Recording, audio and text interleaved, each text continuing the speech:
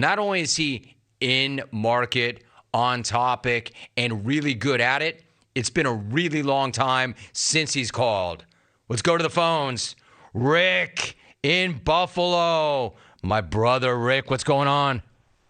No hangover today, Jim, because I'm still friggin' hammered out of my mind. I know you can't win the Super Bowl in October, but you sure as hell can clinch home field throughout the AFC playoffs. And there ain't no way in hell anyone's coming to Orchard Park in January and living to tell about it. I already got the hot tubs and hookers lined up for the tailgate on January 29th, the day the Buffalo Bills punch their ticket to Glendale for Super Bowl 57. And don't worry, buddy, I'll save you a seat in the hot tub.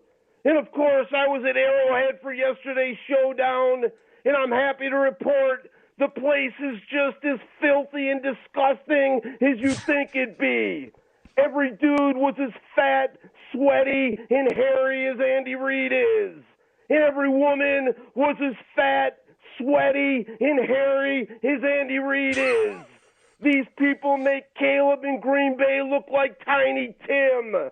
Now, I know Alan Diggs and Von Miller are getting lots of love today, and they should be, but the best player on the field yesterday was Matt Milano. My man was flying around the turf like someone shoved a rocket up his ass pregame. And seeing Dawson Knox grab the game winner was the perfect cherry on top. Number 88's been up against it off the field this year, but always know the Mafia couldn't love you anymore, big guy. And before I get out, Jim, I want to wish you a happy belated birthday and wish Rit a happy belated go F yourself. The only thing worse than your segment, old man, was that loser Vic in NoCal's call afterwards. I'd call Victim an ass clown, but that'd be doing a great disservice to Bozo, Krusty, and Ronnie McDonnie. And great job trolling Vic by gifting him the pay-per-view fight for that train wreck of a phone call. And no lie, Jim, Vic's so broke, he was on Twitter 10 minutes later trying to sell the access code. To quote the great Al Michaels, you can't make this stuff up. Let me know if you need some cash, Vic, because even I'm starting to feel sorry for you, you bum.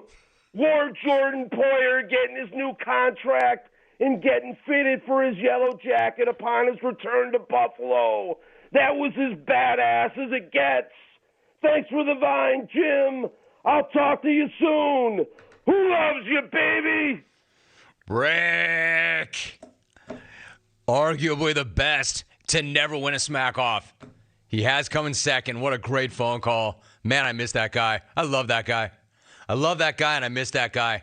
I'm not sure what life is put in front of him that he can't make the appearances that he used to make, but some of that's better than none of that. My man, I hope I see you in Glendale. We will be there, Radio Row, for the Super Bowl. We may have a sit-down, Rick. If I could get you on the row, you might get your Rit segment. Although, knowing the bookers, we're probably all booked out already. Listen, I don't care what you say, and I'm not even going to qualify this by saying if you hate him, if you love him. I'm not qualifying this at all. I'm just going to say it point blank. He makes it so much better. That guy makes this show better. If every caller were like Rick in Buffalo, I wouldn't do jack. I'd come in here and just roll calls. I would roll calls, but that's what makes that guy so great. There aren't many people like that. There aren't many people that angry who have got that kind of rap.